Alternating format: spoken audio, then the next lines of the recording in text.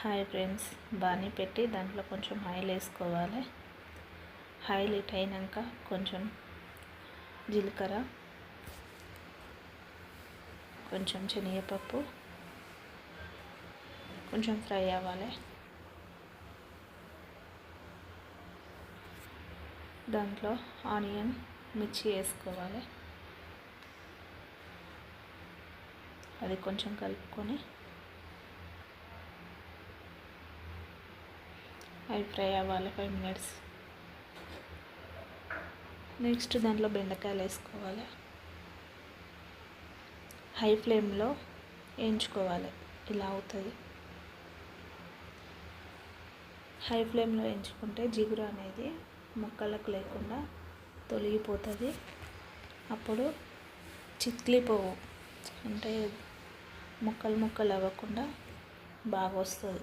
జిగురు అనేది పోతుంది హైలో ఫ్రై చేసుకుంటే.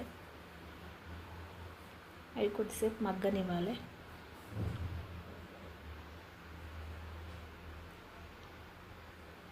ఇలా అవుతుంది చూడండి, జిగురు లేకుండా బాగుంది.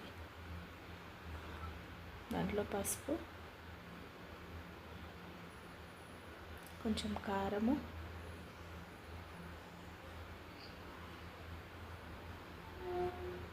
కొంచెం సాల్ట్,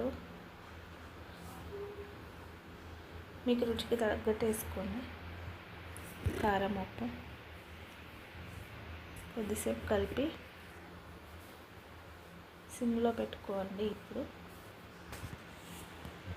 ఇది కలిపేసి మూత పెట్టండి. ఒక 10 minutes మగ్గనివ్వండి. నెక్స్ట్ దాంట్లో కొంచెం మసాలా,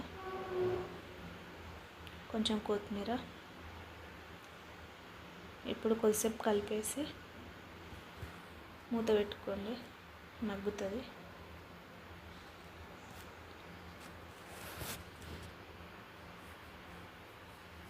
అది కొంచెం ఫ్రై అవ్వాలి కొత్తిమీరతో పాటు, అప్పుడే బాగుంటుంది.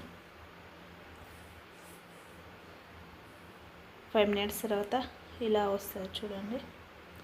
ఫ్రెండ్స్, నా ఛానల్ని సబ్స్క్రైబ్ చేసుకొని షేర్ చేసి లైక్ కొట్టండి ఫ్రెండ్స్. బెండకాయ ఫ్రై రెడీ. చాలా అంటే చాలా బాగుంటుంది.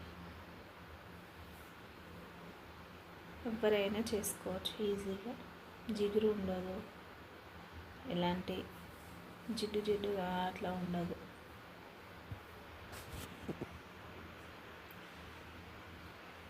చూడండి, విడిపోలేదు బెండకాయలు.